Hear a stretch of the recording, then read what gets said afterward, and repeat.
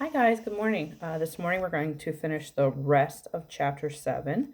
So when we left off, the class was making cards for Mrs. Brisbane, and we're making a huge mess. My friends spent the rest of the morning on the cards, working furiously. Feathers flew, scissors snipped, and there was glitter everywhere. Joey still seemed to be struggling as he stared at his card. Maybe Joey needed help, but Mr. E didn't seem to notice. I think Mrs. Brisbane would have noticed. When the bell rang for lunch, my friends raced out the door while Mr. E restacked the art supplies. Everything okay? Ms. Mack said, as she poked her head in the door. Fabulous, Mr. E said. Better than I ever expected. Wait, I'll walk to the lunchroom with you.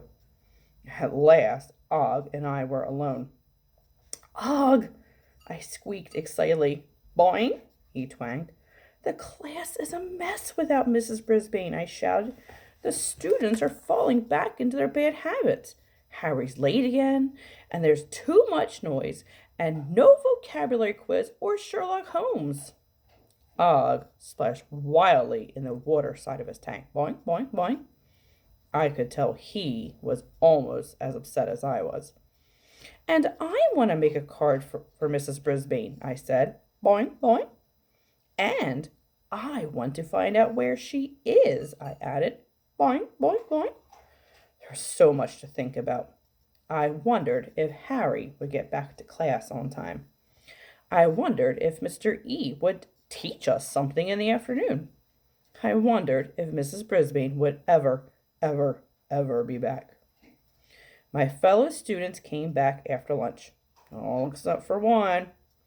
Hurry Up Harry wasn't missing, but forgetful Phoebe was. However, she showed up right after the bell rang. Sorry, Mr. E, she said. Not a problem, he answered. Take a seat, because now we're going to play Math Monsters. He took his fingers and pulled out the corners of his mouth and the corners of his eyes. He looked pretty creepy, especially when he made a scary laugh like a witch. After all, you know what's coming soon, he continued. There was a pause, and then Thomas shouted, Halloween! Then everyone else started shouting Halloween.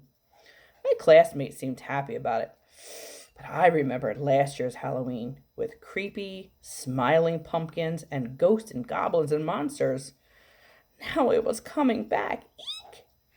After school, Og and I had some visitors. Hello, Mr. E greeted them. What can I do for you? We were in this class last year, a soft voice said. It was Speak Up, Saya. She was one of my best friends in room 26 last year. We came to see Humphrey and Og. Be my guest, Mr. E said. And soon Og and I were surrounded by familiar, friendly faces. Hi, Humphrey Dumpty. Boy, bad news about Mrs. Brisbane. That was good old AJ's loud voice. Yes, yes, yes, I agreed. Poor Humphrey, poor Og. You must miss Mrs. Brisbane a lot, said Golden Miranda. She was such a wonderful friend with a terrible dog. But I'm sure she misses you too. Hi, Humphrey. Winky says hi, said Mandy, whose hamster, Winky, was a friend of mine. It was great to see my old friends, but it was sad too, because they reminded me of happy days in room 26 with Mrs. Brisbane, my teacher. Or was she? Humphrey's Detectionary. It's a mystery to me why humans enjoy a very frightening holiday like Halloween. All right, thanks a lot. I'll be back tomorrow.